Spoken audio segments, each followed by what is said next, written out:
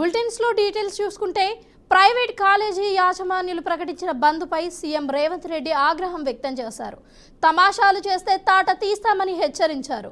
విడతల వారీగా నిధులు విడుదల చేస్తాము అని విద్యార్థులను ఇబ్బంది పెడితే ఉపేక్షించేది లేదన్నారు.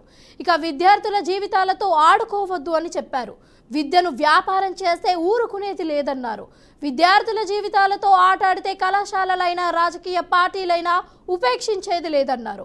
రేవంత్ రెడ్డి వచ్చాకే కొత్తగా సమస్యలు వచ్చినట్టు, అంతకుముందు ఏ సమస్యలు లేనట్టు మాట్లాడుతున్నారు అని ఆగ్రహం వ్యక్తం చేశారు.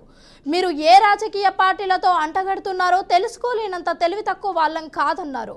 ఇక బ్లాక్మెయిల్ చేస్తామంటే ప్రభుత్వం ఊరుకోదు అని హెచ్చరించారు. సహకరించాల్సిన వాళ్ళే కాలేజీలు బంద్ చేశారన్నారు.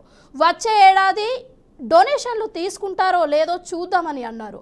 ఇక రేపు ఫీజులు అడగకుండా ఉంటారా అని ప్రశ్నించారు. బెదిరించడానికి, బ్లాక్మెయిల్ చేయడానికి నోరుంది కదా అని ఏది పడితే అది మాట్లాడితే అధికారులను తిడితే అధికారులు ఏం చేస్తారు? అంటే మీరు అడ్డగోలు చేస్తే ఏది పడితే సంతకం పెడితే ఒకడొకడు ఎట్లా ఫీజులు పెంచుకొని వచ్చిండ్రు. వాళ్ళ లెక్కలు చూస్తే అసలు కళ్ళు తిరిగిపోయినాయి నాకే. విద్య వ్యాపారం కాదు, విద్య సేవ. విద్యను వ్యాపారంగా చూసి వ్యాపారం తెలివితేటలు మెలుకోవాలని ఇంట్లో పెట్టి గెలుకుతామని అంటే అదేం కుదరదు. కొన్ని రోజులు ఇబ్బంది అయితే ఇబ్బందిని ఎదుర్కొంటాము.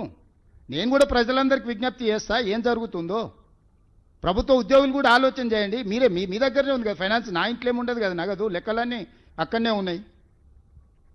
అర్థం పర్థం లేకుండా మాట్లాడి ఏది పడుతుంది మాట్లాడి ఎట్లా పడితే అట్లా మాట్లాడి మీ వెనకాల రాజకీయ పార్టీలు ఉన్నాయని చెప్పి మీరు ఏది పడితే అది మాట్లాడతారా? మీరు అడిగినవన్నీ అనుమతులు ఇవ్వాలనా? అరోరా రమేష్ ఎన్ని కాలేజీలకు అడిగిండు?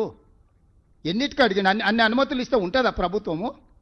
ఆ జయప్రకాష్ ఆయన మహబూబ్నగర్, ఆయన కాలేజ్ మహబూబ్నగర్లో ఉంటా, హైదరాబాద్లో క్యాంపస్ పెట్టుకుంటాడంట, అనుమతి ఇవ్వాలంట ఆయనకు. ఇవ్వకపోతే బ్లాక్మెయిల్ చేస్తాడంట. ఇదా ఎట్టకెళ్ళి తెచ్చేయాలి?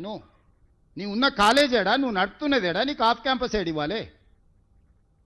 ఇక దీని వెనకాల ఉన్న బీజేపీ నాయకులు ఏం అడిగిరో నాకు తెలుసు కదా, ఏమి ఆఫ్ క్యాంపస్లో అడుగుతారు, ఏం అడ్డగోలుగా చేస్తేనేమో మంచోడు. కనీసం చట్టాన్ని కొంచెం అమలు చేద్దామంటే మేము ధర్నాలు చేస్తాం, దీక్షలు చేస్తాం, రోడ్ ఎక్కుతాం. మా ఆర్ కృష్ణయ్య అన్న కూడా అమాయకంగా పోయి వాళ్ళ ఉచ్చులో పడుతున్నాడు. కృష్ణన్న, అమాయకత్వంగా అట్లా పడకు.